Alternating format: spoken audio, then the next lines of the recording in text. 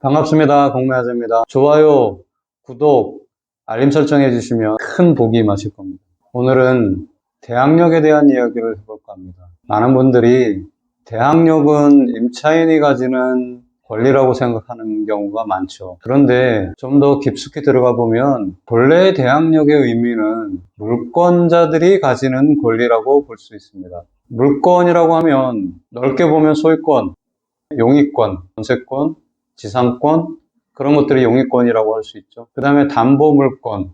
담보물권에는 근저당, 저당, 가등기 담보, 그런 것들이 있겠죠. 이러한 물권자들이 제3자에게 대항할 수 있는 권리, 그거를 통틀어서 대항력이라고 하는 겁니다. 그런데 왜 우리는 임차인의 권리라고 알고 있을까요? 주택임대차보호법에서 대항력을 이야기하고 있고, 그 대항력을 공부하다 보니까 임차인들이 가지는 권리가 대항력이구나, 이렇게 알게 된 거죠.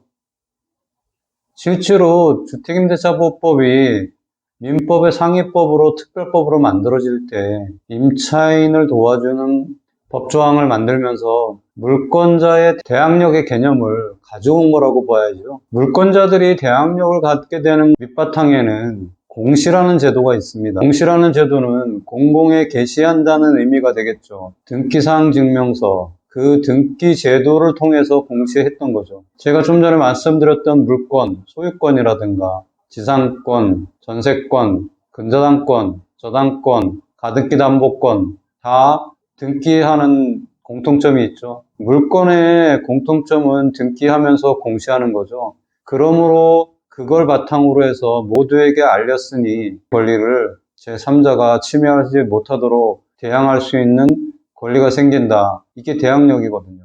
이러한 개념을 주택임대차보호법을 만들면서 도입을 한 거예요. 어떻게 도입을 했냐면 채권자인 임차인들에게 물권자처럼 대항력을 줘야 되겠다. 근데 대항력의 기본 바탕이 되는 공시제도를 가져야 되는데 임대차 계약했다고 해서 임차인이 등기를 할 수는 없거든요.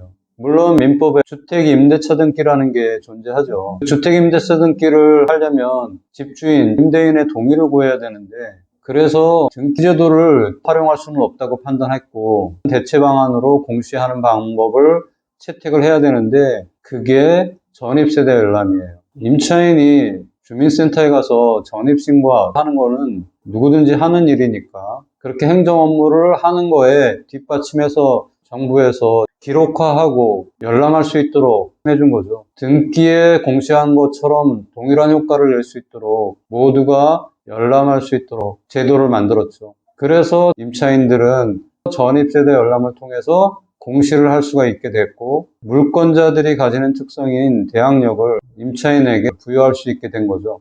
주택임대차보호법 제3조 대항력 등 중에 대항력을 갖추게 되는 두 가지 법적 요건이 있죠. 첫 번째 주택의인도, 두 번째 주민등록이죠. 이 주민등록은 전입신고한 것으로 본다. 그래서 주민등록, 즉 전입신고를 가지고 공시의 효과를 나타낼 수 있도록 해준 거예요. 그러면 그 다음날부터 제3자에게 효력을 발생한다.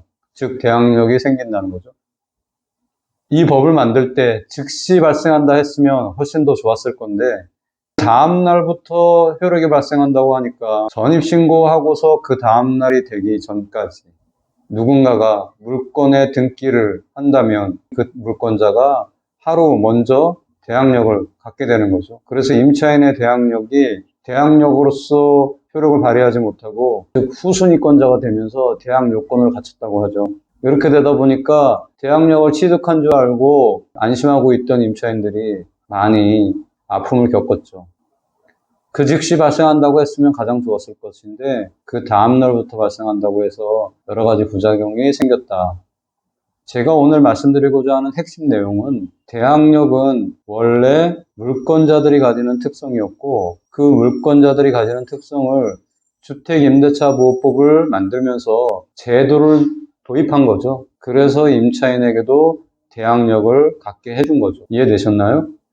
이렇게 이해하시면 대항력이 왜 중요한지 금방 이해가 되실 거예요.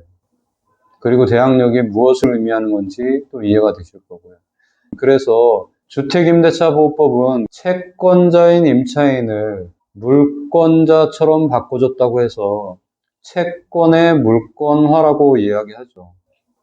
채권의 물권화 하는데 가장 핵심인 거는 공시제도를 도입했다는 거예요. 그 공시제도는 등기사항 증명서에 등기하는 게 아니라 전입신고를 하면서 주민등록을 하는 거죠. 그래서 전입세대 열람을 통해서 모두가 열람할 수 있게 공시제도를 만들었다는 것. 채권자인 임차인도 전입신고를 통해서 공시했고 그 공시를 바탕으로 제3자에게 효력을 발생할 수 있도록 되었다는 거죠. 그래서 대항력이 발생하는 거죠. 이 대항력은 한 가지 요건만이 아니라 두 가지 요건을 다 갖췄을 때 생기는 거죠. 주택의 인도, 그 다음에 주민등록. 이 주민등록은 전입신고 한 때를 주민등록한 것으로 본다고 했으니까 간편하게 말씀드리면 주택의 인도, 전입신고. 이를 통해서 대항력이 발생한다는 거죠. 이해되셨나요? 좋아요, 구독, 알림 설정 꼭 해주세요.